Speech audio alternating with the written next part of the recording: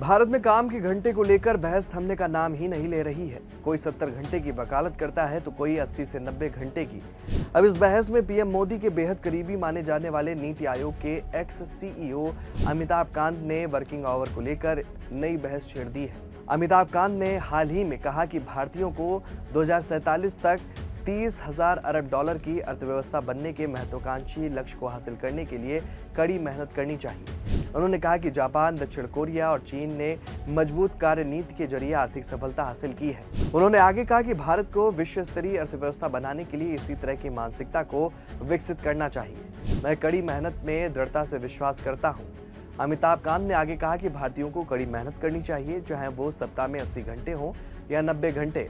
अगर आपकी महत्वाकांक्षा 4,000 अरब डॉलर से 30,000 अरब डॉलर की अर्थव्यवस्था बनने की है, तो आप इसे मनोरंजन या फिल्मी सितारों के विचारों का अनुसरण करके हासिल नहीं कर पाएंगे। बता दें कि इस समय भारतीय अर्थव्यवस्था का आकार लगभग 4,000 अरब डॉलर का है और इसके साथ ही उन्होंने कहा कि कड़ी मेहनत ना करने की बात करना आजकल फैशन बन गया है। अमिताभ यही नहीं रुके, उन्होंने आगे कहा कि भारतीयों को समय और लागत में वृद्धि के बिना विश्व स्तरीय उत्कृष्टता के साथ परियोजनाओं को पूरा करने की कला सीखनी चाहिए। वहीं इस पर अब अखिलेश यादव ने पूर्व सीईओ अमिताभ कांत को जमकर घेरा है। नीति आयोग के पूर्व सीईओ अमिताभ कांत की हफ्ते में 90 घंटे काम करने की सलाह पर समाजवादी पार्टी के राष्ट्रीय अध्यक्ष और यूपी के पूर्व मुख्यमंत्री अखिलेश यादव ने तंज कसा है। उन्होंने सोशल मीडिया प्लेटफॉर्म एक्स पर बिना किसी का नाम लिए हुए इस पर अपनी प्रतिक्रिया भी दी है। अखिलेश यादव ने लिखा कि जो लोग एम्प्लॉइज को 90 घंटे काम करने की सलाह दे रहे हैं, कहीं वो इंसान की जगह रोबोट की बात तो नहीं कर रहे हैं, क्योंकि इंसान तो जज्बात और परिवार के साथ जीना चाहता है। इस पोस्ट को अखिलेश यादव ने युवा कर्मचारियों के नाम एक पत्र की तरह लिखा है, जिसकी शुरुआत उन्होंने प्रिय यंग एम्प्लॉइज जैसे शब्द से की है। अखिलेश ने अपनी बात की शुरुआत में युवा कार्मिकों को संबोधित करते हुए की। उन्होंने लिखा कि प्रिय यंग एम्प्लॉइज, जो लोग एम्प्लॉइज को 90 घंटे काम करने की सलाह दे रहे हैं, कहीं वो इंसान की जगह रोबोट की तो बात नहीं कर रहे हैं, क्योंकि इंसान तो जज्बात और परिवार के साथ जीना चाहता है।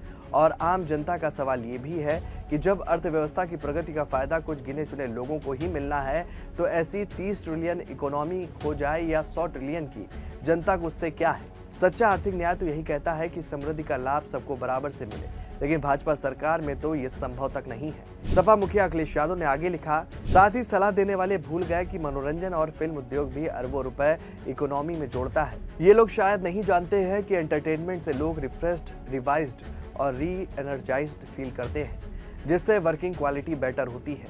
ये लोग ना भूलें कि युवाओं के सिर्फ हाथ पैर या शरीर नहीं, एक दिल भी होता है जो खुलकर जीना चाहता है। और बात घंटों काम करने की नहीं होती, बल्कि दिल लगाकर काम करने की होती है। क्वांटिटी नहीं, क्वालिटी ऑफ वर्क सबसे जरूरी होता है। सच तो ये है कि युवाओं की रात दिन की मेहनत का सबसे ज्यादा लाभ सबसे ऊपर बैठे हुए लोगों को बैठे बिठाए मिलता है।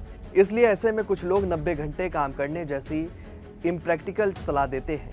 आज जो लोग युवाओं को सलाह दे रहे हैं, वो दिल पर हाथ रखकर बताएं कि ये विचार उन्हें तब आया था जब वो युवा थे, और आया भी था तो उन्होंने अपने समय में अगर 90 घंटे काम किया था, तो फिर आज हम इतने कम ट्रिलियन डॉलर की इकोनॉमी तक क्यों पहुंचे हैं। पूर्व मुख्यमंत्री अखिलेश यादव ने युवा कर्मचारियों को वर्क एंड लाइफ बैलेंस की सलाह देते हुए एक्स पर लिखा कि वर्क एंड लाइफ बैलेंस ही मानसिक रूप से एक ऐसा स्वस्थ वातावरण बना सकता है जहां युवा क्रिएटिव और प्रोडक्टिव होकर सही मायने में देश और दुनिया को और बेहतर बना सकते हैं। उन्होंने आगे लिखा कि अगर भाजपाई भ्रष्टाचार आधा भी कम हो जाए तो अर्थव्यवस्था अपने आप दोगुनी हो जाएगी।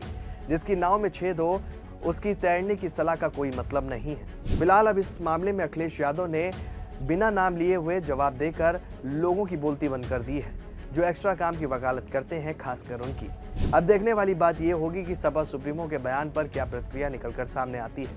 इस खबर में फिलहाल इतना ही। ऐसी ही तमाम राजनीतिक खबरों के लिए बने रहिए और देखते रहिए 4 PM न्यूज नेटवर्क। धन्यवाद।